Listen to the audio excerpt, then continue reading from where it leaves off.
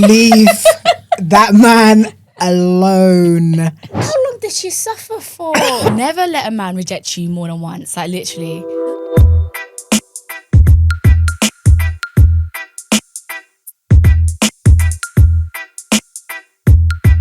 Hey, I'm May, and welcome to OP Said, where we go through and read the craziest Reddit stories. Hey, and I'm Mel. I'm Marie, and sit tight, it's about to get interesting. Okay, let's hop into our first story. This one's from Relationship Advice. Husband of 27 years, 46 male, blindsided me, 45 female, 3 days ago when he left for someone he's known for 6 months. How do I make him see the mistake he's making? Edit.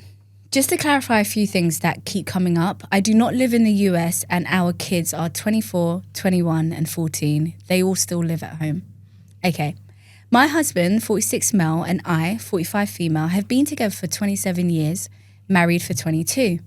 3 days ago, he told me it's over and that he's been seeing someone, female, don't know the age, for 6 months. He then packed a bag and left while I was laying on our bed, crying my eyes out, begging him to stay. I asked him for a hug and he pushed me off saying it felt weird.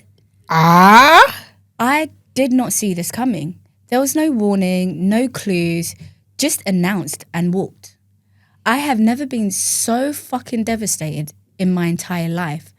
This is somebody I have spent 60% of my life with. I love him more than life itself. We have 3 children and have been through so much together. Yes, there's been problems in the past, like any marriage, problems with money that has caused tension, disagreement over things, but this blindsided me. I don't understand how he can replace 27 years with 6 months. It makes no sense. I would never do this to him. I am devastated and I can't find a way to make him see what a horrible mistake he is making. When I try and say things like that, he tells me I'm being manipulative. I've spent 3 days crying, like loudly crying, the sort of crying most people never experience. I can't sleep. It's consuming every second of my consciousness. I've told him we can work through this and that I am willing to take him back in spite of what he's done. But he just isn't hearing it. He said things like, I will always love you in a way and we will always be linked by the children. Yeah. I have tried bringing this up, but it's been of no use. How the fuck do I make it clear to him that he's making a massive mistake that he will regret? I don't know what to do and it is breaking me. Rise up and leave that man alone. I don't like a downgrade in any shape, way or form. So see that loud crying you've been doing? Do it in your house. And then you try to pick yourself back up and start a new life. This man doesn't want you. Man doesn't want you. Yeah.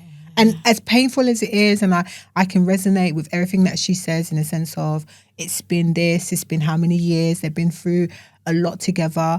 But on his end, it's, yeah, so what? So you can't make him see anything. He's got a new person that he's been seeing for 6 months. He's telling you, do you know how painful it is to hear, I love you in a way? Are you crazy? Rise up, sister, rise and stay risen. Don't ever ask that man for even a nickel. Just go about your business. Go about your business. I feel really sorry for her. Yeah. 27 years down the drain. However, yeah, like Marie says, honestly, it's going to hurt. I don't even know what kind of pain she's in and I hope to never experience it. Like, that's a long time. However, just go through the feels. Like Marie's saying, you have to literally go through it. She's just going to have to go through that pain, even if it takes her years, and it probably will, because they say, what is it? It takes half the time that you're in a relationship to grieve the relationship. So hopefully it doesn't take her like 15 years. No, on average it really does. Oh, so I'm going to be with someone else within 2 years. Are you crazy? I hope so, but I'm just saying that generally that's what the stats say. So I really hope she just goes through it, and honestly, it probably won't last. It probably will not last, so don't even worry about it. I heard that men and women, I don't know, grieve relationships very differently. So like, whilst the husband now is obviously on a high, he's got his little girlfriend, he's happy to move on. If and when that ends, he will be back, because he's going to realise, oh my God, I just messed up a relationship I had for nearly 30 years for something that was 6 months long, and obviously didn't last that long in the end either. So yeah, it hurts, and I think the only thing she can do is literally cry her eyes out, do all the work needed. So whether it's therapy, whether it's hanging out with her friends, family, whatever it may be. But it sucks, but there ain't nothing. Yeah, but yeah, that man, get that divorce, get what you can out of that situation, what's it called, your assets, etc., and move on. Because yeah, you're saying he made a mistake, but you know what? It's fine. He didn't realize it, but he will feel it. He will. He might not. And this is the reality of the situation. Some people cheat, move on, and that's just the end of the story. Most of them do. Yeah, when you do it like that, on. No, of course, but when you do it like that, like, there tends to be regret thereafter. Even if it's in 10 years or 2 years after this relationship, there is always regret, because it's like, he didn't need to do it that way. And she probably didn't deserve that betrayal either. No, I understand, but I'm saying, if I flip over the coin, I've known people that are like, yeah, I cheated and I'm so much happier now with the new partner. So it's like, just get on with your life. Like, whatever that means, get through it, go through the motions, grieve your relationship, and then try to pick up your life, whatever that means for going forward for you. That's what I would say. There's actually nothing you can do. Literally. And for God's sake, stop begging for him to come back to you.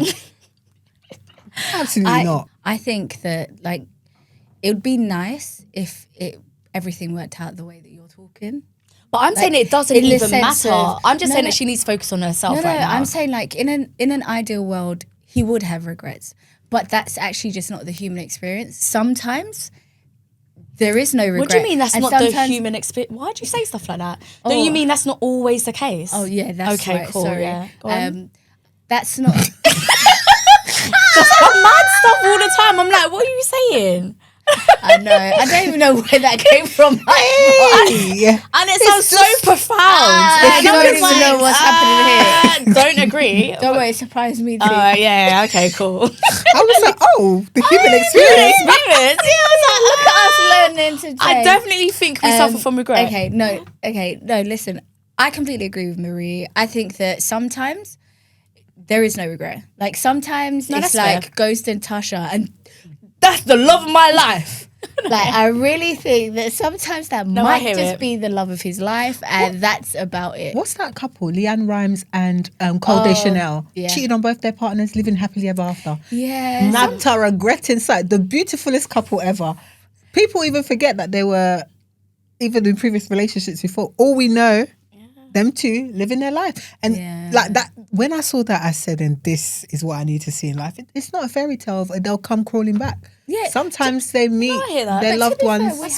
We had that conversation on Sunday where we were saying that relationships sometimes are not linear. It's not linear. It really isn't. Like, sometimes it's not easy peasy, and it takes the usual paths in life. So that's true. I think the most important thing is just, do you know what? Just, as Marie said, stop begging this guy.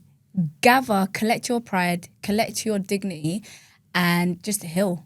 But silently and away from this man and everything. Let the chips fall where they may, but don't beg him. When somebody shows you that they don't want you, you do have to take heed. And she keeps saying how she wants to try and convince him and let him know that he might regret and he'll likely regret. And it's just like, but sometimes there is no regret. Sometimes, like, that person is better, in his eyes, better suited to him. For him. Maybe he's been evolving and his wife hasn't. Like, maybe they're no longer compatible.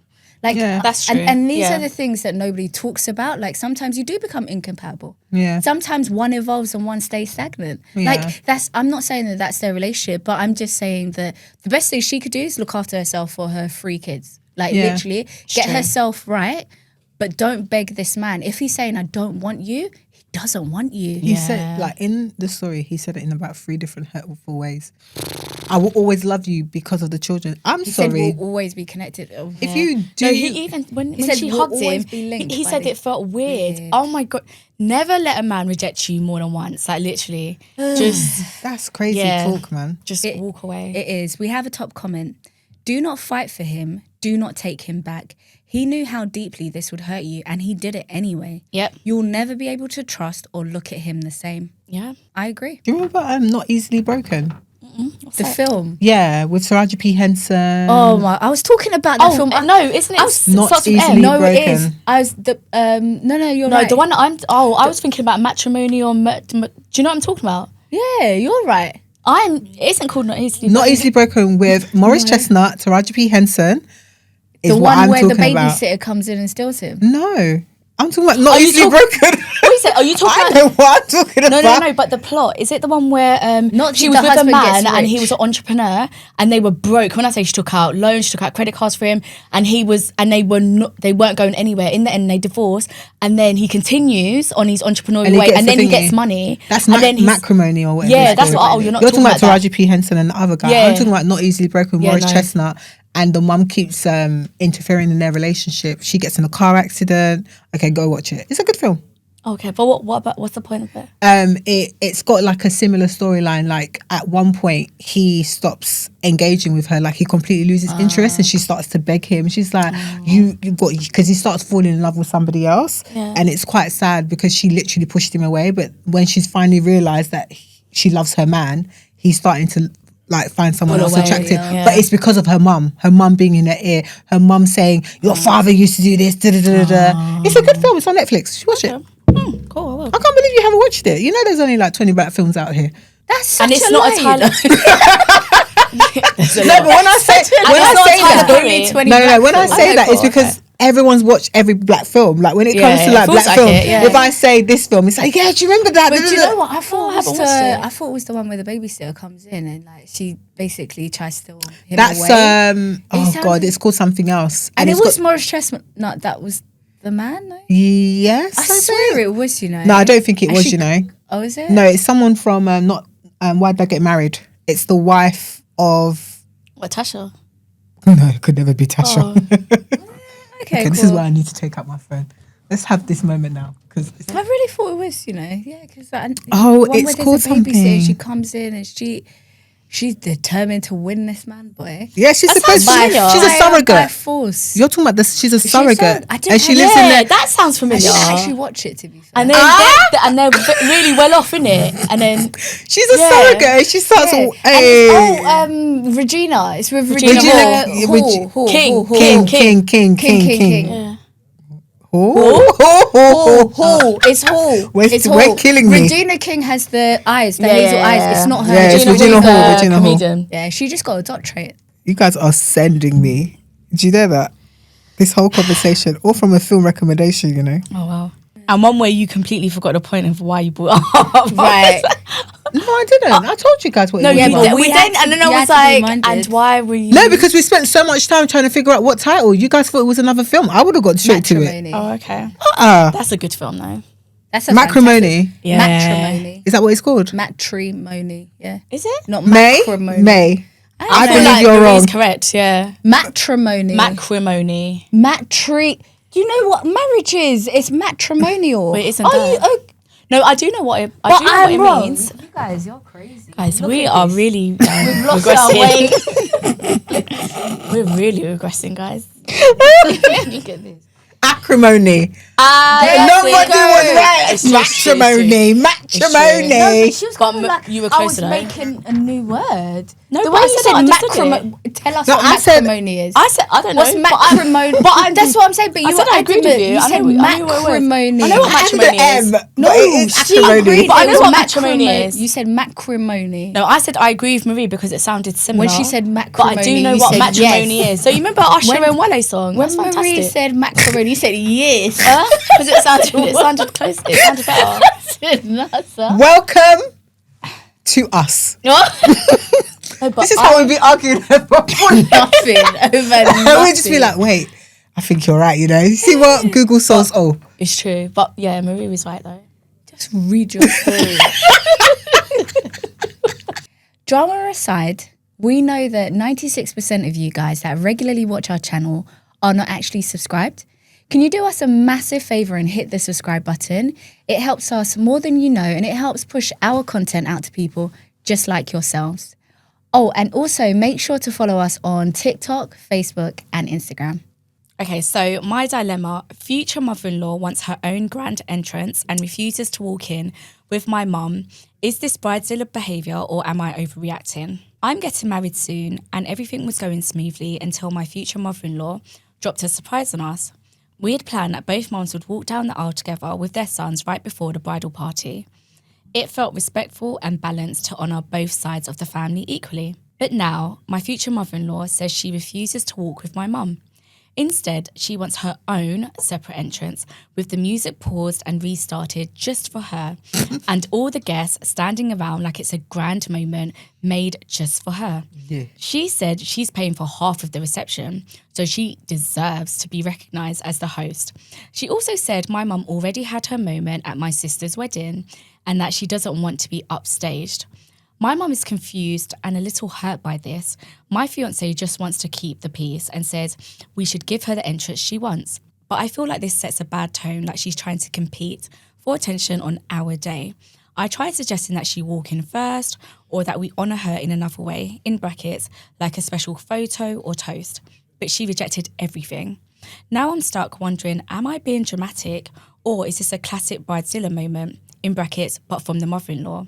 Has anyone else dealt with this? Would you think it's weird as a guest if one mum got a spotlight entrance and the other didn't? I'd love some outside opinions before this turns into a bigger issue. Your mother-in-law is tapped.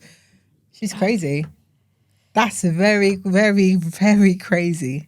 Do you know what? I'm almost speechless because I'm just like, what? I think it's diabolical. It's actually insane that she can say it out loud. That she's thought so far ahead about how it's going to be that she even, not only did she walk through, she said she wants some music change. Okay, I'm going to be very mad here. Sorry to cut you off. She sounds like a Nigerian mother. She sounds like a Nigerian mother. She sounds like she's making it all about herself. And I have heard and seen for myself, Nigerian mother-in-laws can be like that. The only reason why I wouldn't This sounds normal. This doesn't sound mad. See, no. It's not unfathomable for me. It's not just Nigerian. I think that there's a lot of ethnic mothers that... For sure. that But I've are only seen Nigerian mothers. Yeah, that act a bit crazy like that. But my thing is, it's not even about a particular culture. I'm talking about the mindset. The mindset for me is wild because it's true. It's exactly what Opie's saying. It's like, is this not our big day? And yet somehow she's out here trying to steal the limelight, trying to steal the spotlight and make it all about her, all because she paid half of it. If payment was contingent on her getting this moment, she should have led with that, if I'm being honest. If that was how she was going to be, not throw it so like late into the planning stages, that seems a bit wild. But do you know what needs to happen? I just think husband and wife, they need to get on the same line of thinking, and then her fiance needs to get on the same page as her, and then let him have that conversation with the mum. Do you know why? Because they're just about to enter a marriage. So she's about to enter their family. Let's not have them start on a bad note. That message needs to come directly from her son. And it needs to say, no, mum, thank you so much for helping us pay for our wedding, but my marriage is going to be about me and my wife only. It's not going to have a dedicated section for you to be applauded. Thank you for being the host, but I don't want you celebrated like that, not on my big day. Diabolical. That's what I said. No, it's really diabolical. Insane. The husband needs to talk. The fiance needs to talk to his mother, but because it can't come from Opie. Yeah. It's already come from OP though. No, but it won't She's be. already made suggestions. No, and that's what annoys me. It's like they've had the conversation with the fiance, but the fiance's like, he's kind of shrugged his shoulders and said, he said just keep the peace and do I it. don't mind, keep the peace. But the thing is, no, if they continue on this path, what else is the mum going to fund in the future? Of course. And then based on that, is it always going to be like, well, whatever, let's just Let keep me the tell you peace? about... You need to put your foot down from now. People that keep the peace set the precedent for a very bad future. I know that for a fact because it's when it's too late. It's like, oh, how did we get here? You are how we got here because you kept the peace. You were on the fence at every chance you had. You never took a side. And sometimes it's actually so important to take a side. On this occasion, he's to take the side of the bride. What? Do you know what? She wants to have her own pause, different music entrance. Thank you. That's very crazy.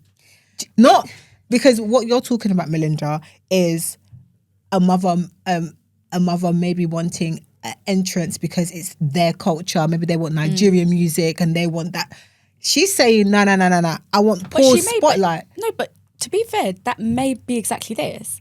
Like, she just wants her own entrance as opposed to shared. So it's exactly that. What you just said, it may be like culturally, like she wants her own music. They might be from two different countries. Whether I think it's she wants it to be East by Africa herself. Or but she wants her own music, her own entrance. So whether they're from different countries or not, it doesn't matter. She just wants her own entrance. So it could be a Russian and an Italian, or it could be Nigerian and a Ugandan. Or it doesn't really matter, but it's just she wants her own moment as part of the wedding plan. I can't stop shaking my head because I'm just thinking, what if she hosted their baby's first birthday party? Same request will come in. What if It'll she be hosted, similar, definitely, yeah. What if she hosted Holy Communion? Same thing would happen. Like this, if they don't tackle it from now, if the son doesn't put his foot down and say, "Mum, thank you so much for helping us pay, but this is not about you." It's just I'm not gonna lie. If you. it's cultural, if it's what Melinda has just described, I don't mind. I don't mind having a representation entrance of each party because. But that's not what she. Yeah. No, that's what I'm saying. If that's what you're describing, then I don't mind that because both She people. never mentioned any. I know, but I'm references. saying that if it's not that, and it's just she wants to single-handedly have her own entrance in her own white gown or whatever, then I think she's crazy. And I think being that she's crazy people need to be put in a box, and they always need those lines never to be crossed because if you give them an inch, they'll take them out every single time. I've seen it happen. So I'm just like, it can't be. She can't have this one time. You can't give a crazy person this one time. It's true because. Yeah. And that's how it will end. It will you will down this hill. And also, it's not your wedding. Exactly. It's not your wedding. But he does need to speak to his mum. I don't like the man. That's what I was gonna say. I hate men that don't stand up. Yeah, stand up. Back your wife. Your future wife to be. I don't like it. But also, I think it's more than just standing up. It's also prioritizing like their plan. So whether it's about his wife or just them two, what they decided over everybody else. But this is the thing. When it comes to like wedding drama and stuff, I feel like there's not a lot of coverage in terms of the cultural aspects and expectations that are then put on like weddings and that weddings suffer. So I only speak, and I'm not saying that all Nigerian mothers are like this, but I'm just saying I myself have witnessed social media as well as in person, like certain mothers, they literally want their own spotlight, etc., etc. And I just think it's a cultural thing. And this is where, and as I said, I think in one of my episodes before, you can't tell me nothing if you are not paying for anything. Unfortunately, the mother even said she's paying for half of it. That's why she feels justified in order to demand her own entrance. In terms of this dilemma, my suggestion would be, like these lot said, definitely a husband and the fiancé and OP need to come together, decide on what they want and present that to the mum. And with obviously the husband to be speaking directly to his mother so he can respect their decision. However, I think in order to really get peace and, like let this issue not be an issue anymore, I think just give them an entrance each. Cool, if you want your own big entrance, that's fine. That means you're now going to be by yourself, right? So therefore, that means the OP's mother-in-law gets her own. Do you know that? She's not going to want that. No, but that's the only way to make things equal. Yeah. But remember, agree. it's not her wedding, right? So it doesn't matter what she wants. But the only thing she cares about is actually having her own entrance. Yeah. So in order to squash the beef, squash the noise, move on to the next bigger and better issue, literally give it to her. I would say, cool, that's fine. However, obviously you now know because you're now alone, that means OP's mum now gets her own as well. Or she'll just see it as part of the planning, the schedule that day. You're right. I wouldn't tell her. Either way, but I wouldn't keep her abreast of no, but this information. but the reason why you don't do that is because that someone that's controlling and bullying, that makes them think that they're now in control, and that makes them think that they've won. And so it's like, if you don't tell them of what the plans is, and that it's about being fair and equal and being respectful to both sides of the family as well, it makes them think that they're the big I am on a day when she isn't. And it's not about her. So that's why I personally would be very clear and say, do you know what, mother-in-law, that's absolutely fine. You can have your moment, but that means my family's going to have theirs too. And you can go first though. That's not a problem. But I just want to keep it fair. That's what I would do. And then it also reminds them that they're not in control. This is not their wedding. And it's also the respectful thing to do. Cool. You're paying for half. That's not a problem. You get your moment. You can even have your moment for 10 minutes as opposed to the 5. Yeah. Literally, I you have to try and agree. be fair but respectful. I think that's literally the only two options. You Yeah. have either basically put your foot down and say no, or Literally. The both no is mothers- going to cause a feud. or then both mothers have the Their own. spotlight. Yeah. But you know what? I'd always go for the first option, just because I. Yeah, but you sounds like difficult. problems. I It sounds no, it's difficult not. as well. It's not that I like problems. I just like. No, but you're everybody- setting a tone though. It's right. I You're- like yeah. everybody to know where they stand and to know that certain things are not okay. That's not okay for me. Yeah, no, I would say no. I would 100% say no. I would say And absolutely then, But certain and then people- we'll see what happens next from my no, but the no will be a no. But if that you see, means we the have a difference with smaller me party, if that is- means we elope, I'm okay Yeah, with that. basically, that's what I was gonna say. Yeah, that's what I I'm would saying. say, wouldn't well, mind since you paid for it, whatever let me the do what I want to do. consequence- Thank you. And Let I'll go and me- get married how I want to get married. Yeah, if you've got big money and I have smaller money, then we have a smaller wedding. If that means that it doesn't come with your stipulations and your blackmail, I'm okay with that. And this is why I say we have boundaries and we don't give a heck. I always think of the big picture and I'm like, oh, if this happens, then Thank this is what's you. going to happen. actions and consequences. Yeah. And you can actually see what the future looks like. If you give her a moment, she's going to make it her moment. She's gonna run Like with it. you don't, Like it's her wedding. You don't. Do you know, if it doesn't matter, if it doesn't matter to you, then fine. But do you know what is think it annoying does, me? though. No, It does. It does. It's the fiance I have a problem with, only same. because it does matter to him, but he just wants to keep the peace. But does it matter to him? Keeping the peace doesn't always mean that you agree or disagree, you know. It could mean I just can't bother to fight about this, but I don't actually want it to happen. A lot of the time that's what keeping the peace is. I just don't want to hear it. He just doesn't want to, he knows his mum, so he doesn't want to hear it. But it's like, then at what point do we tell her that this is not acceptable? It just means that he doesn't have to confront his mum. Yeah, but like a lot of people do this. Doesn't that mean that you don't agree with what she's doing then? If you don't want to confront? I don't think he cares either way. And remember, most guys don't really care that much about their weddings anyway. And he's used to his mum. She's probably like quite controlling, been like bullying, that. like, do you know what I mean? Quite dominating. So it just means that he doesn't have to deal with it. This isn't a problem for him.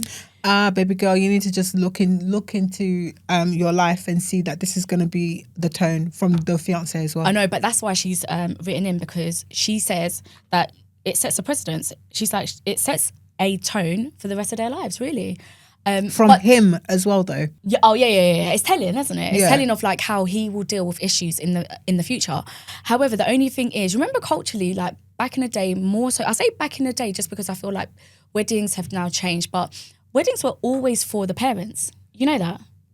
So like a child gets married, but it's like it's all about the parents giving their child away, and that's why a lot of parents in the past have had like huge guest lists, and that's why when it comes to the actual people getting married, the bride and groom have got like 40 guests, and the mother-in-law has got 100 guests. So this just reminds me of this. Yeah, but I feel like that was the dowry aspect of it, the dowry party or the African. Some have done party. white weddings like that. Okay, fair enough. Listen, do what you want to do, but also feel how you're going to feel with it. All right, so we've got a top comment. Your future mother-in-law clearly thinks it's her wedding. It's time for your fiancé to set some clear boundaries. If he doesn't back you up on this, imagine how he'll respond to conflicts in the future. God forbid you have a child and your mother-in-law refuses to leave since it's her baby too. OP responded, you nailed it. It really does feel like she's trying to make this her event, not mine. And the baby example, that hit hard. I seriously need to talk to my fiancé before this gets worse. To be fair, I suspect it's always been like that. I think that this is no new news. I just think that maybe this is the straw that broke the camel's back. And It's not any straw, man. This is the one that she can't move past. I guarantee that this woman has always been wrong and strong. Yeah, but I think It's highlighted more now. Yeah, I was going to say, I feel like it's just bigger. It's when not, you're a boyfriend and girlfriend, these things don't actually really always come up. It's when things like weddings, having a baby, things that actually physically and family-wise connect the two of you, that's when it comes up. So a lot of these dilemmas, when they talk about a wedding, sometimes it might not have come up. Maybe you might have seen glimpses of her being controlling, but you never thought it would extend to you in that sense. It might just be a little personality trait that you might have seen, i.e., I don't know, she's always calling for everyone to have Sunday dinner, but you like making Sunday dinner, but it always has to happen at her house. That's not really going to bother you until you become your own little family. And it's like, well, I don't always want to go to mum's house. Yeah. Can we go once a month instead of... Yeah. Do you know what I mean? So in that sense, there's not that much you can do about it until it gets to said wedding, said family making. But that could easily be changed by conversations. I always think conversations with love, they help. They can even make the person with the worst trait like you, because you're coming into it. No, but that's if they're reasonable, Marie, though. Yeah. I mean, I'm always talking about reasonable people, aren't I? Bro, but This request is not... there's a lot of people that I'm just saying. reasonable. But you know what? If it's backed with your husband as well, if it's backed with your person, you're a if stronger this unit. one That's what I'm saying. If you're backed is with shaky. someone, I was going to say... trembling. To be fair, in this entire story, my problem actually is with the fiance. I just really don't like that I don't like anyone that sits on the fence. Yeah. But more than anything, I really don't like somebody who, like, this is supposed to be your person. This is, like, literally, this is your wedding day, you and her, and you can't... Even hearing what your mum's saying, you can't hear that suddenly she's trying to take over your wedding. Yeah, but it was like the dilemma that we spoke about a couple of episodes ago, where the mother-in-law had even taken over. She was speaking to the wedding planner. She made her own email. Yeah. You know, why wasn't the fiance the big problem then? We were saying that, you know, the fiance should talk to the mum, but now we're saying that the guy should be the one to talk to his mum. Both are very controlling mother-in-laws. Yeah. So that's why I'm saying, like, it depends on the person, I guess, but it should always go from the man. If you don't know your mother-in-law like that. But me, I would try and friend up with the mother-in-law and just be like, oh, can we just do this, please? And blah, blah, blah. They like feeling like they're important. Sometimes you give people what they want, but in a way that you can get what you want as well. It's true. If you're able to play that game, then yeah, for sure. But do you know why I don't like both examples? So this dilemma, as well as that one as well, the mother-in-law taking over. So now, like recently, I was telling May yesterday actually, like I'm trying to really understand why I have issues with things, like actually boil it down to its simplest principle. Yeah. And with dilemmas like this, the problem that I have is that there's a lack of managing relationships. Mm-hmm. So I always feel that in any relationship, whether it's like a husband and wife, boyfriend and girlfriend, even friendship, you're responsible for your people. Yeah. And I think it's your duty to communicate, talk to, set boundaries with your person. Mm-hmm. So for instance, if your mum started being rude to me, or if your daughter started being, I'll be like, Marie, it's for you to talk to that person. Yeah, same as May, all the rest of it. And I feel like, obviously it's a lack of prioritization, etc., but like these fiancés in both dilemmas, they are not standing up and managing the relationship with their mum and their mum's relationship with their partner. Yeah. And I think that needs to be settled. Like, it isn't fair that I need to be firefighting now with your mum.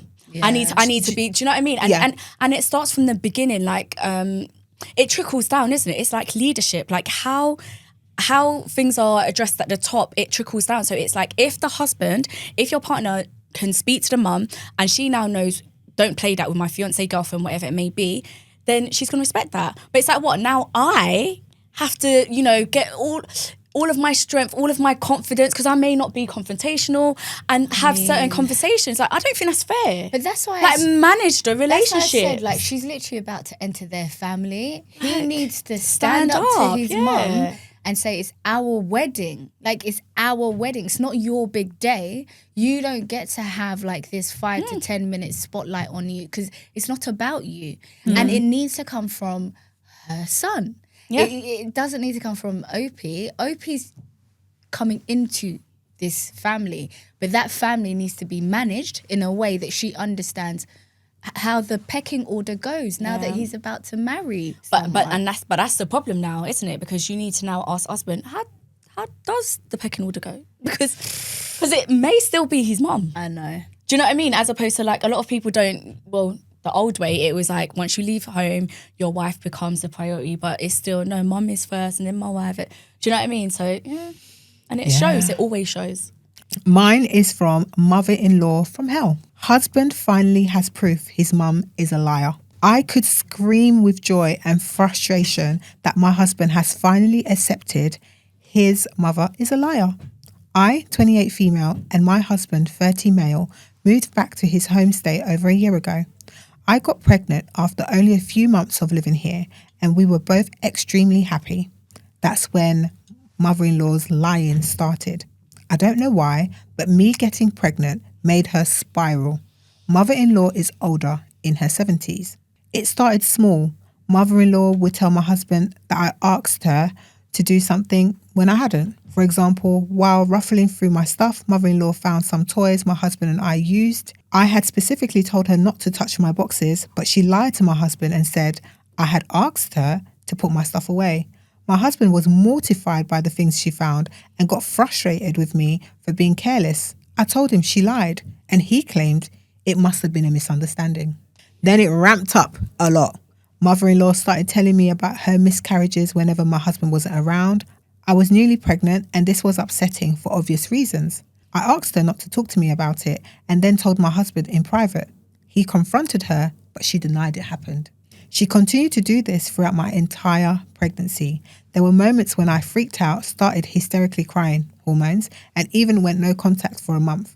She did this in front of my husband and consistently lied about it, telling him I misunderstood or that I was the one bringing it up and working myself up. Flash forward to the end of my pregnancy. I had to schedule an induction. Mother-in-law shifted from talking about miscarriages to stillbirths and how inductions could go wrong. Again, when my husband confronted her, she lied. I gave birth to my beautiful baby girl, and my husband had his mum watch our dog while I was in labour. The one rule was, don't go into our bedroom. Guess what she did? She slept in my bed. I'm still mad about it, and that was 3 months ago. I found out because her hair was all over my pillow and sheets. When I asked her, she lied to my face. When my husband asked, she claimed I said she could. The audacity. I was so angry having to wash all my sheets after only being home with the baby for a few hours. My husband does the laundry, but still, I had to set up the room with comfy sheets for when I got home from the hospital. Now it's 3 months later, and I obviously resent the woman. My husband has chalked everything up to misunderstandings. He always takes my side, but hasn't felt comfortable calling his mum a liar. Recently, he's been having her over during the day to help him with some things. I avoid her like the plague and refuse to have conversations with her unless my husband is present. But it finally happened. My husband caught her in a lie. He asked her to pick something up and sent her the address. She called me and asked for the address, so I sent her the same one. Later, she claimed I had sent her to the wrong place, but I had receipts and showed my husband. Finally, with proof, he confronted her about lying. It was so uncomfortable watching him question every single lie while she deflected, even with written proof. He told her that her lies had caused so many rifts in our marriage and that trusting her had been a huge mistake at my expense. It's just a relief, and I needed to rant and vent. Thank you for reading. Bless her. I'm glad she feels validated and vindicated because, yeah, that gaslighting was wild. And the thing is, yeah, no one wants to believe their mother's a liar. So I could understand Opie's husband kind of like being uneasy and like whilst he did take Opie's side, so at the same time he didn't probably want to say, yeah, I believe that my mom's a liar. But with proof, what can you do and say? Do you know what annoys me? I feel like it's really hard getting into a relationship, like finding the right partner. And now we have to find the right parent-in-law. Like now there's new challenges. And it's just like... I think it's always been like that. Like, I just like this life. Can it not be easier? You don't have the answers, Sway. But don't you think? I feel like there are week in, week out. The amount of stories that we go through, and there's like a horrible mother-in-law somewhere, and it's just it happens too frequently, and there's always a lax son who's willing to overlook, who somehow becomes blinded to his mother's behaviours, who is unable to put his foot down and say, you know, this is my wife, respect her, don't treat her like this. Doesn't sound like this was that though. And it just... Sorry, let's go back to my earlier statement. Who's unable to see his mother's behaviours? That's what this one was. But if she's presenting let's one say way, you get into a relationship. If Melinda starts little lies and your partner Exactly, is you like, wouldn't know. oh, you'll be like, I know this. Like, she's a liar. what? You wouldn't just automatically think. No, I wouldn't. But you'll start to be like, Rob, why is she moving like that? But you still don't have the proof. It's not black and white, May. Come Yeah, now. that's why I said This one is not black and white. Do you know what? Okay, no, you're completely right. but that's why I led with saying that I'm glad that OP feels vindicated. Like she feels validated. Like she's finally got the evidence. Her husband can see it for himself. And he actually had a word with his mother in front of her as well. Yeah. So like, I'm really glad that OP's got that, because this could have gone on for years, by the way. Yeah. And it could have been worse lies. It could have been like really, really bad, like to the point where they actually end up getting a divorce. Yeah. It could be that bad. So I'm glad that she's finally got the husband to see his mother for what she was doing.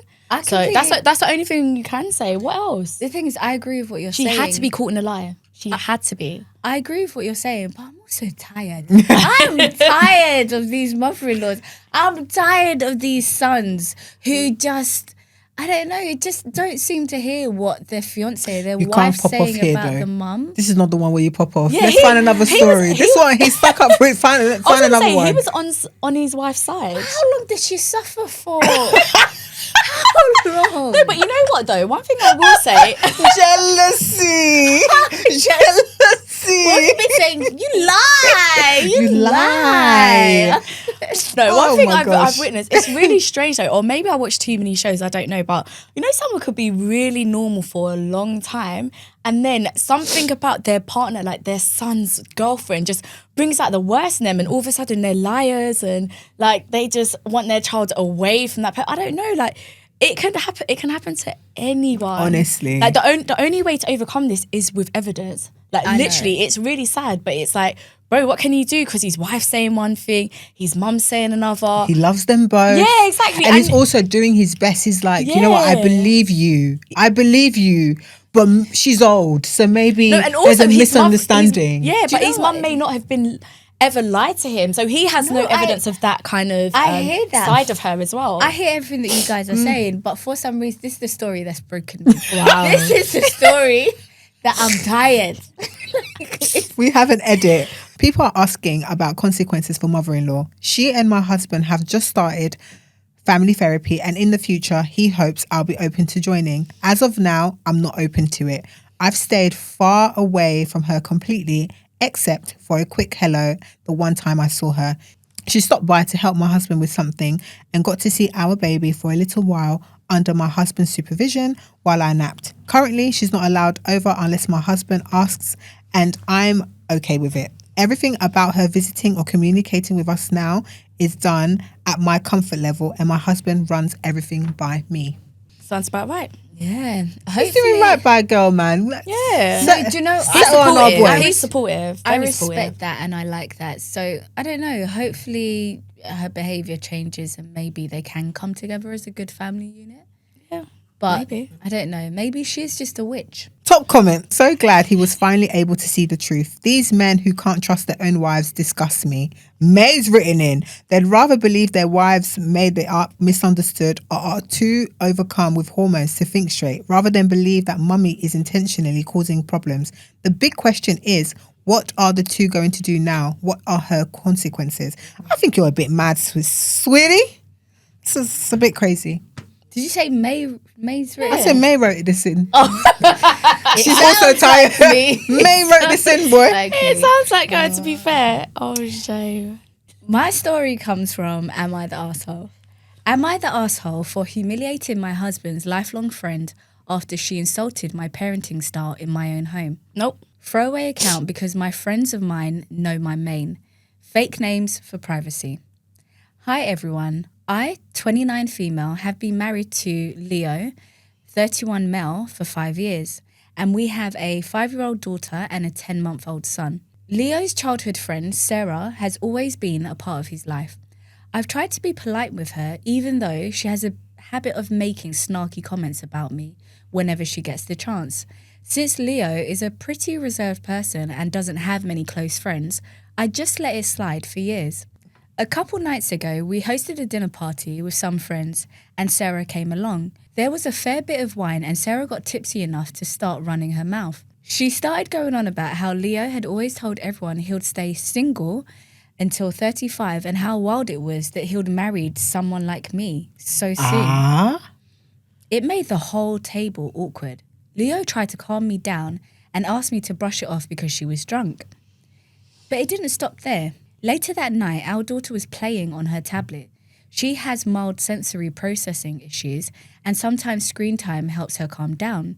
Sarah saw it and loudly said, "Wow, I can't believe you just throw a screen in front of your kid like that. If I had a kid, I'd never let them rot their brain with that garbage." That was my breaking point. I told her to shut her mouth and mind her own business. I reminded her that this was my house, my family, and my child, and she was in no position to judge anyone's parenting while she couldn't even manage to hold down a relationship or live with someone other than her cats. Wow. She burst into tears and left shortly after, and most of the guests followed.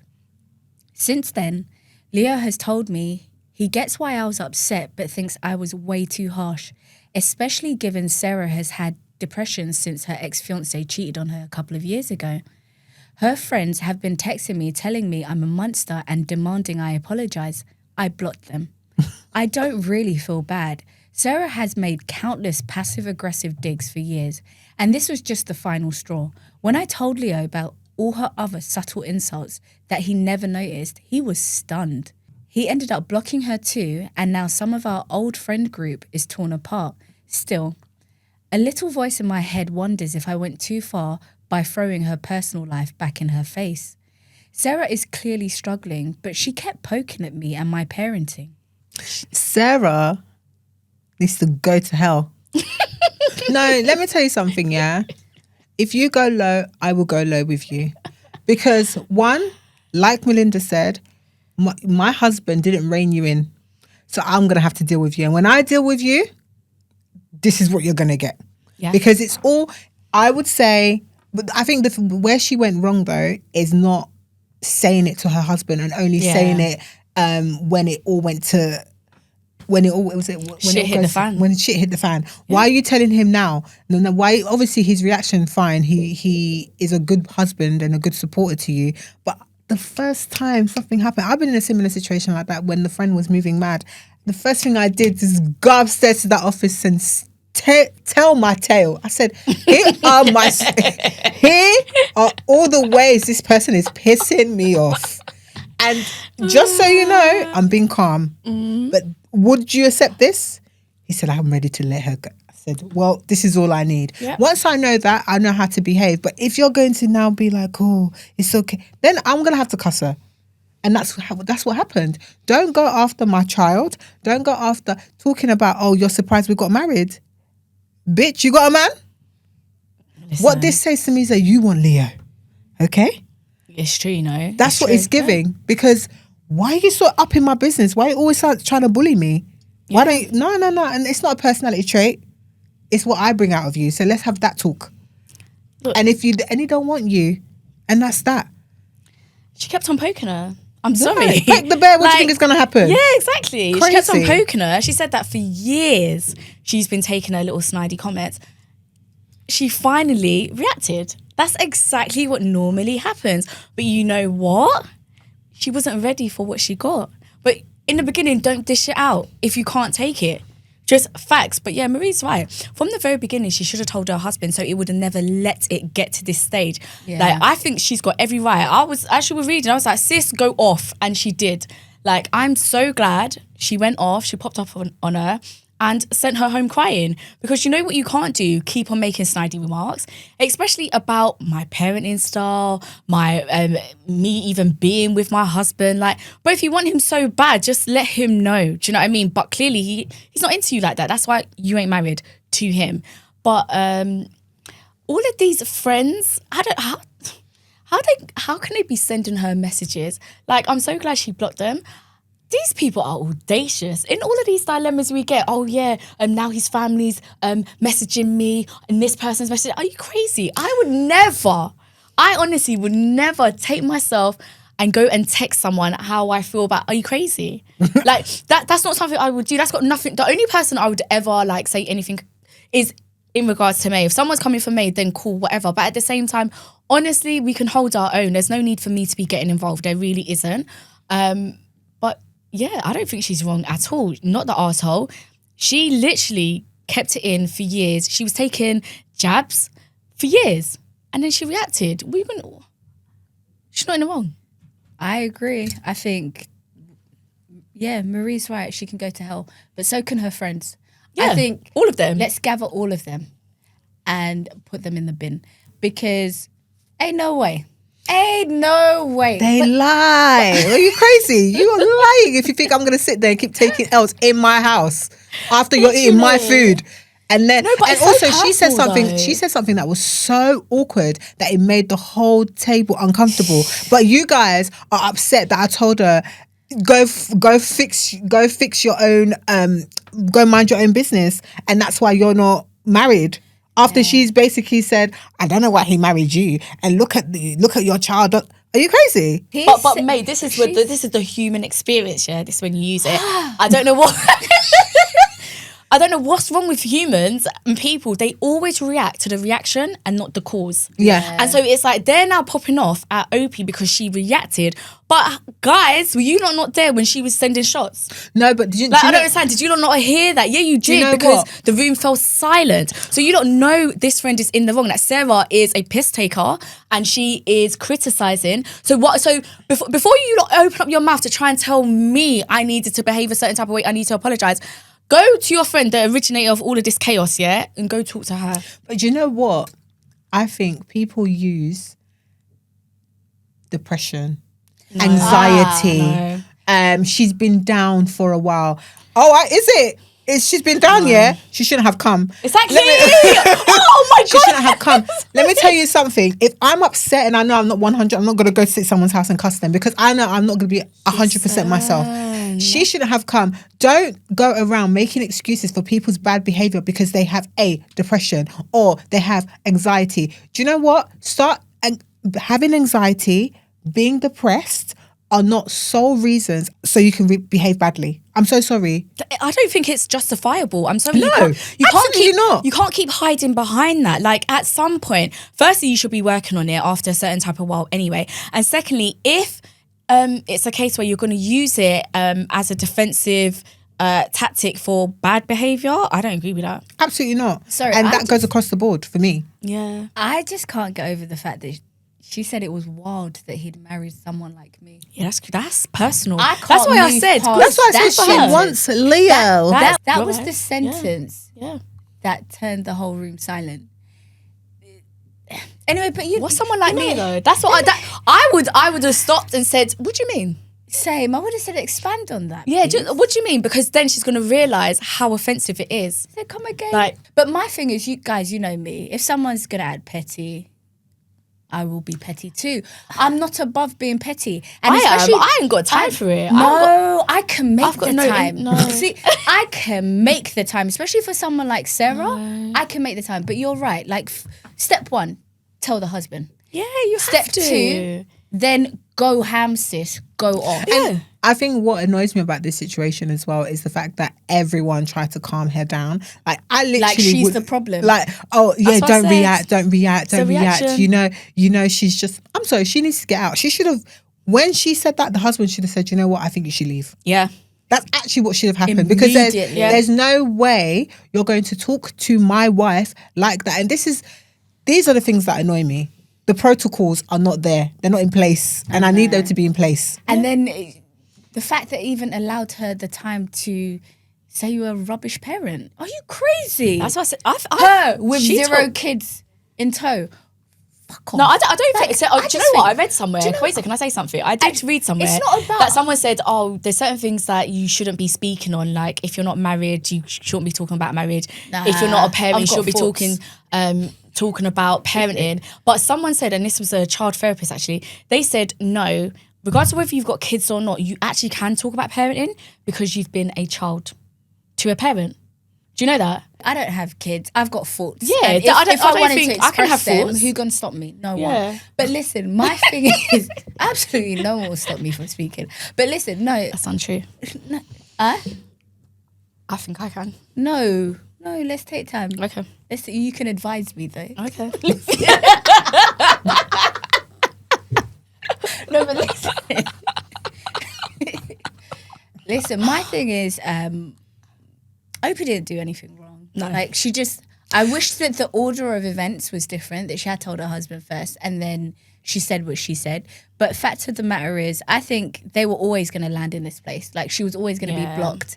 I just think that it's been escalated because of the order in which she did it. That's all it is. Like, I think it's because of the last part. The last part of what she said is cats. what You and your cat. Yeah. the cats is what people are focusing on. They're not focusing on everything else. That cats one is what's diverted everyone's attention. And they need to refocus their focus. I'm really glad OP's husband stood by her though, because as soon as he got all the evidence, he said, blocked. Yeah, Same. I'm really glad for her. We have a top comment, not the asshole, and have a block party. Block and delete. Block and delete anyone who says you should apologise. They are not your friends. She's jealous. He didn't pick her. Yes. Not the asshole. Protect your babies and open his eyes to what she's been doing. No woman, Love that. woman goes around saying, "Oh, I'm surprised he picked you," unless that person is she actual wanted him. trash. Yeah. Listen, OP had a response. Thank you. I'm already on block and delete mode. No regrets. Anyone defending her doesn't care about my family's well-being. I'm done keeping quiet, and you're right. My kids and my marriage come first.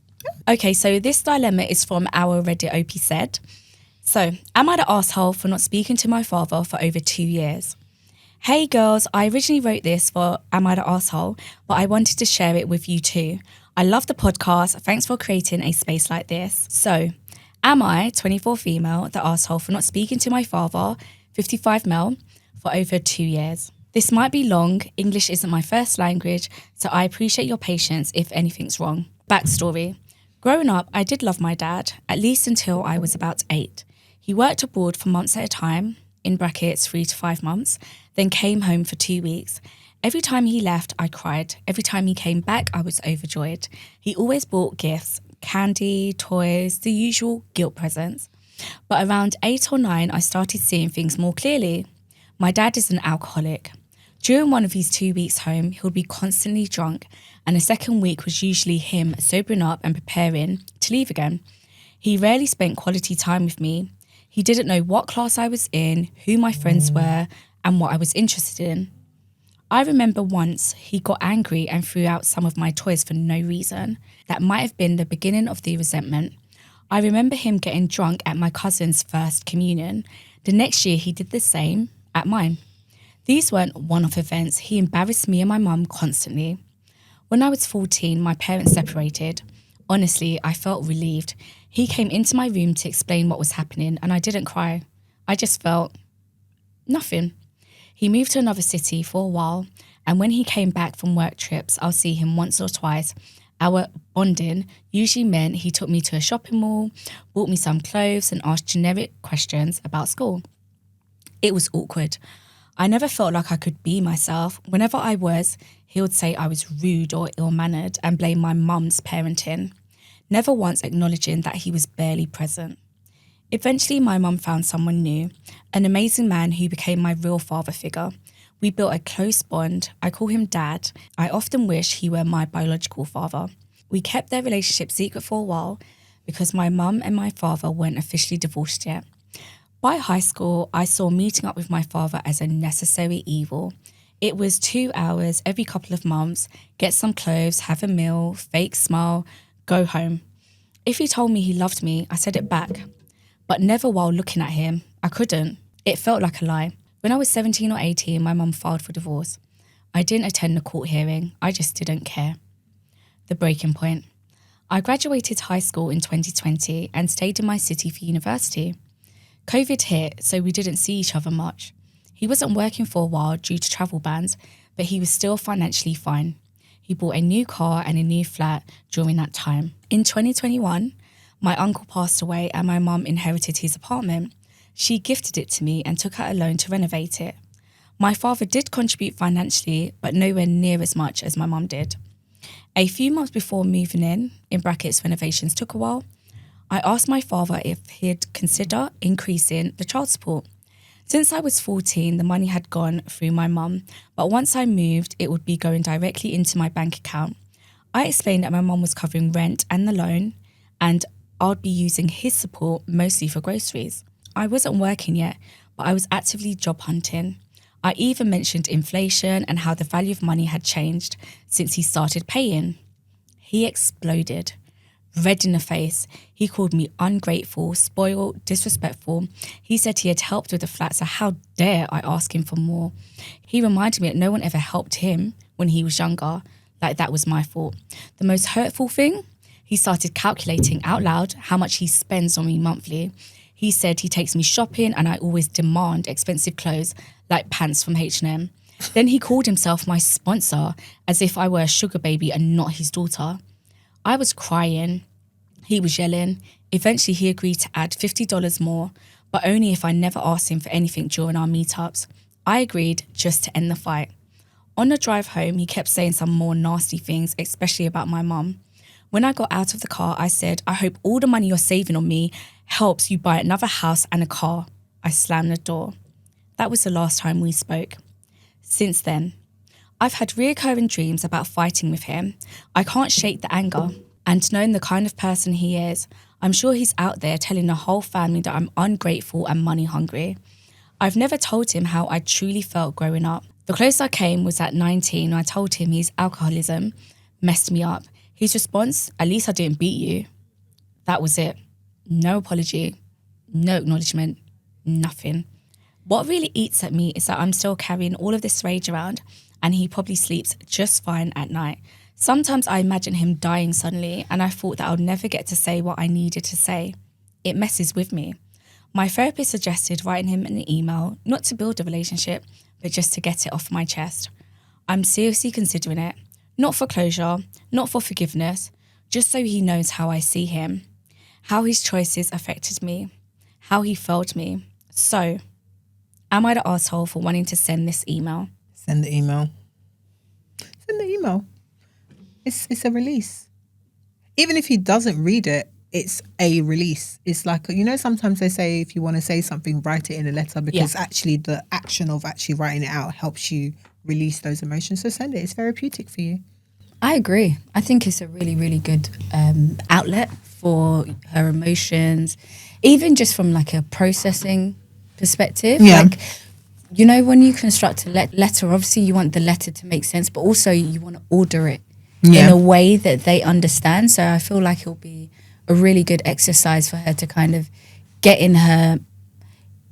not only her message out there, but in a much better way than if they end up having an argument and then she just ends up screaming at him loads of things and he's unable to like take it in because she's not really making sense because the emotions are high. Yeah. So I actually think it's a brilliant idea. Yeah, I think not the asshole at all. As the girl said, yeah, it's therapeutic. But the only thing I will say before you write, or rather before you send this email, because I think it's always good to just type it out anyway, just for yourself. But before you send it, think very carefully about what you want from this, what the action of actually sending this email will do for you and what you want. So do you want a response back? Do you want acknowledgement? Do you expect him to ignore it? Like, just think carefully just so you can, I guess, be prepared for whatever comes next. because if you actually want something to come from it, so whether it's dialogue, a conversation, a meet up, then like be clear and actually write that down as well. Like at the end of it, just say, oh, can we meet or whatever it is. But it's to help you manage your disappointment, to help you just manage your emotions thereafter. That's the only thing I would say. Like when you do something, especially something that's been weighing on you for so long, always think about worst case scenarios. That's what I think, just in order to help you, I guess, really deal with the impact of this event, like this big moment. That's what I would say. In terms of sending an email, I would do it. I've actually done that. I did that to my dad when I was in uni. So yeah, lived experience, I would say go ahead, do it. But yeah, the only thing I don't think I did at the time was sit down and think, like, what is this going to do? What do I expect from it? What next? I didn't think about those kind of things. So I would highly recommend you do. And it depends on what kind of, how your dad is. Obviously, you've told us a little bit about him, but you can always forward him notes if that feels better. Forward him memes, forward him videos if they can better articulate the way the way you feel. And I say that just because that's what I do. Yeah, but I'm a bit of a villain, so I'm not. The other day I did that. Sorry, you have to understand what kind of video I sent in order to understand why I'm laughing. Because I don't give a fuck. Do you want to say the kind of video you sent? It's wild. Don't be like Melinda. But yeah, I have no problem sending emails and messages. But just, yeah, as an individual that has been there, the only good advice I would give you is, yeah, just think carefully about what you expect from it thereafter. And if you're okay with the consequences, go ahead and send it. Also, I would say you have to be okay with one of the responses being silence. Absolutely. Like just never actually getting a response back to your message. And you have to be okay with that and be okay with moving on, knowing that closure might never come, that closure will never come. Unfortunately, that's just how things work. Like, and I can say that from, like, I've got, like, my dad picks and chooses which messages to respond to sometimes. And that's just how things go.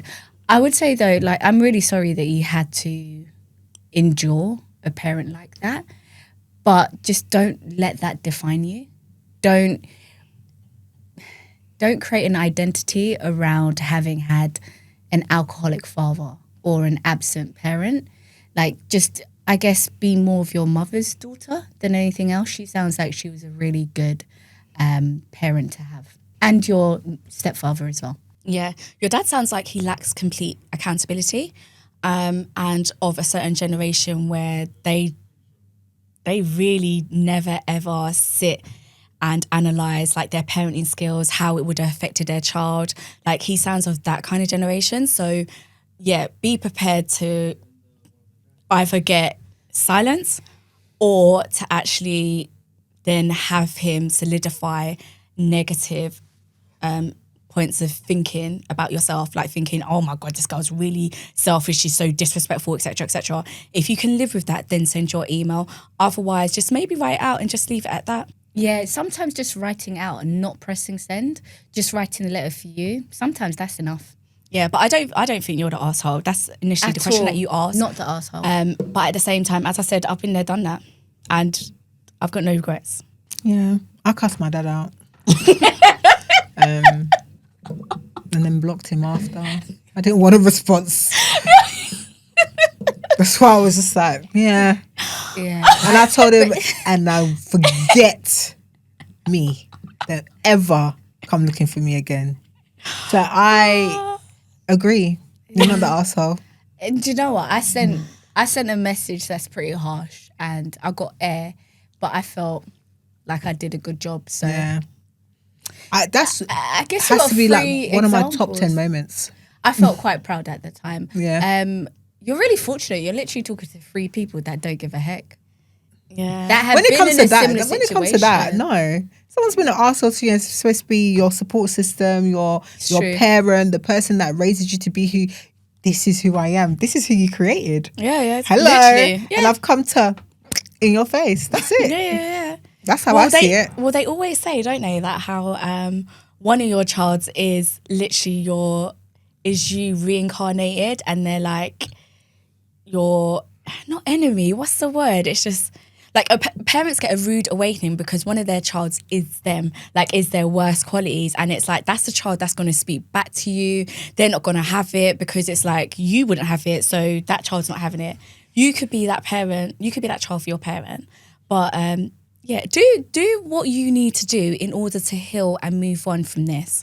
That's what I would say. And it sounds like the email sounds like that. Yeah. It's your form of therapy. So yeah, if you are really interested in our advice, it would be start writing it down, and yeah, if you feel confident and happy to send it, press send. However, just be aware of the consequences thereafter. Okay, so mine is also from Submissions Corner. Hi, I'm in a relationship with a woman who is in a relationship with her baby daddy. She's not for him, and I know this. She recently had a miscarriage and the child is mine. We love each other, and she's always telling me to go find someone that can give me everything I deserve, which I have done, but self-sacrifice these relationships and keep going back to this woman. I feel like I can't move on because she's the one that gets me and understands my heart. But when I'm not with her, I feel so alone. I actually responded to this dilemma and I said, if this is the whole dilemma, and the response was, the dilemma is we still meet up and her husband knows.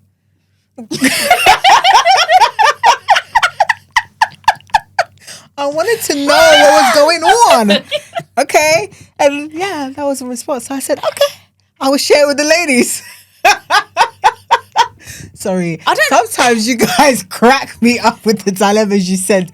I'm like, is it? But I don't understand what's the dilemma. Because it seems like everybody knows what's going on. Carry on with the carry on. Yeah, literally. Yeah. If I don't know, you really want to be married to this lady, I would get what the dilemma is. But it seems like you're still continuing what you're doing. The husband knows, so continue what you're doing. It's funny. You don't want. It doesn't seem like he wants more, or he's begging her to change her situation. It doesn't sound like that. If you were, then yeah, cool, you deserve more. But if you're clearly comfortable with this, what can we say? Carry on, sir. It works for you. It clearly works for you too. And if it doesn't, as and when it doesn't work for you, walk away and block her. I don't think it works for him. I actually think he wants more because he said he's tried to not be with her. But I'm like, why don't you He has guys... to block her then. Why don't you guys just break up? Why don't you break up with her partner Yeah. and get together? What's so Break hard? up with the husband. Break up with the husband and make it work. Exactly. Or And just move in with them. Do you know what I mean? Just move in with them because that's so much easier. yeah, like if he does want more, he's gonna have to go elsewhere because she's not giving up her current relationship. Final submission is, am I tripping for wanting to cut this friend off? During my husband's birthday this year, he didn't want anything extravagant. So I kept it simple and prepared a small lunch at home. He invited 3 of his close friends over, just a chilled, impromptu gathering.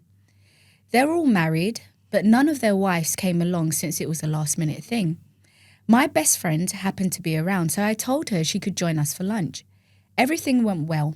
We ate, laughed, and enjoyed ourselves.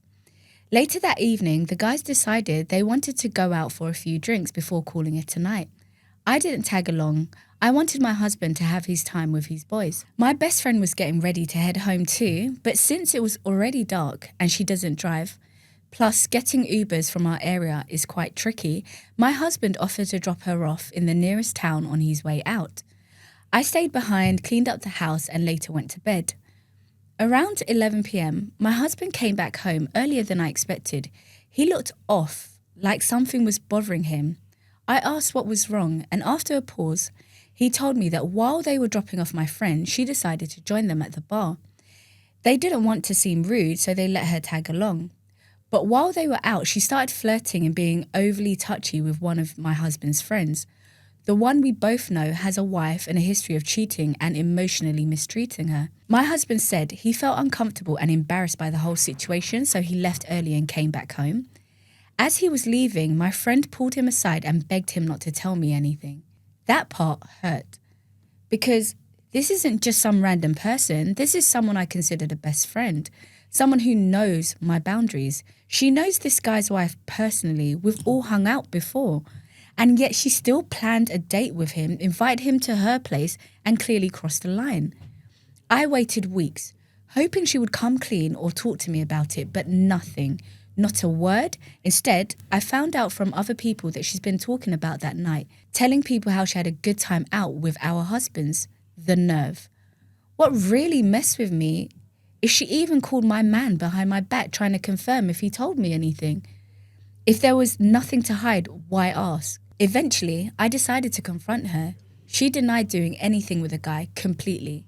But the man had described her house in detail, so clearly something happened.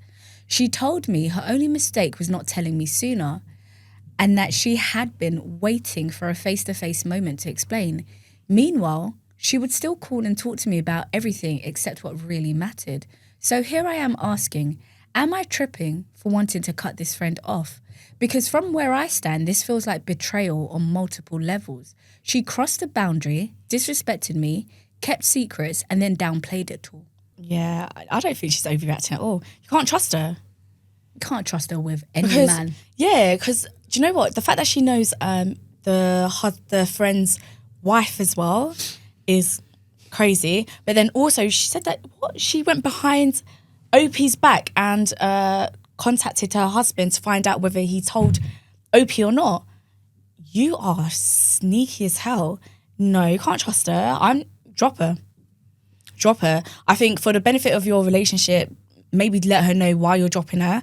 But apart from that, no, I would not be friends with that person. I wouldn't be close with them at all. No, because, yeah, as she said, she's crossed a lot of her boundaries. And do you know Can't what? trust her. Literally can't trust her. It's also giving that she centers men.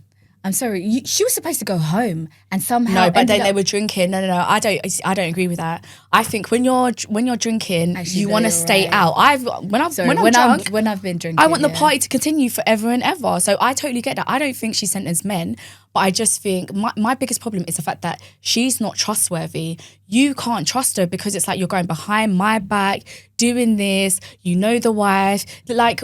What? Where are your morals? Where are your principles? Like, what won't you do? And you're saying that he didn't go back to your house, but my man can explain every room in your home.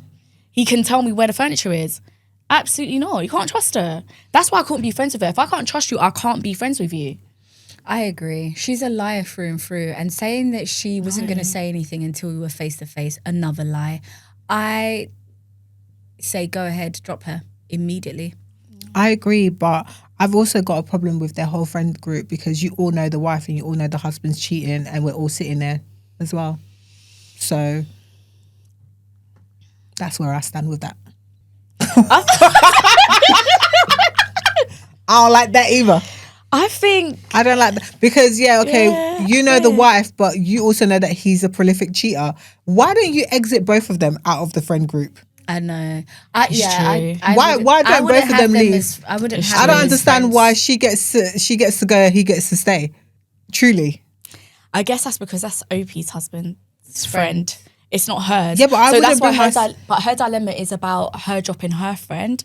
So which is valid. Cool. Yep, we agree. Yep, go ahead, drop her. But that's not her friend. The husband's friend is not her friend. Yeah, no, I get it, but I still feel the same way.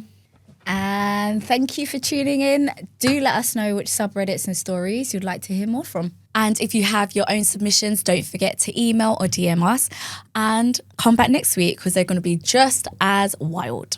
And our Reddit group is growing, so don't forget to submit your dilemmas there. And also, it's our little community over there, so you can have a first look at some of the dilemmas. Yeah. Some might not be in these episodes, so if you want more dilemmas during the week, you can head on over there, write your stories. Some of them may be featured. Leave some comments on there, make it grow. Thanks for watching. Bye. What did the shark say to the clownfish once he ate it? This joke is taking a turn. He ate it, so he did. Got it. Wait, what did the shark say after he ate the clownfish? Gobble, gobble. This tasted funny. Oh, yeah, man. Oh, great! You ruined my joke. I heard it. That's so funny. It tastes a little funny. Oh, I'm a genius. Hey, I'm May, and welcome to OP Said, where we read the craziest Reddit stories. Hey, I'm Mel, and welcome back to the drama, where we have so much drama. Do that again. Okay, yeah. Okay, cool. All right, start again. We have so much trouble. I didn't know what to say. Hey, I'm May, and welcome to OP Said, where we go through and read the craziest Reddit stories. Hey, I'm Mel, and we're full of the drama, all about the drama. Welcome to the drama. No. Okay, let's do it. Come on, I don't understand why You we said all where have to we're say... full of, like, Yeah, it's the way you why said do it was we a bit all have weird. to say something? I'm happy that one person taking the lead and I'm saying, hey, I'm Mel, and she says, hey, I'm Marie, and then next. You always look for the laziest and the quickest It's not the route. laziest, but it's like, it's too much.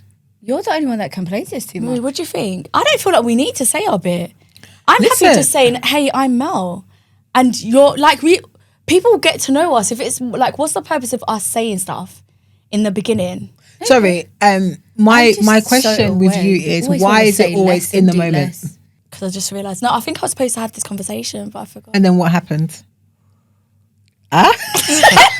What is that? A kiss? A blow of a kiss? What's that? I don't remember.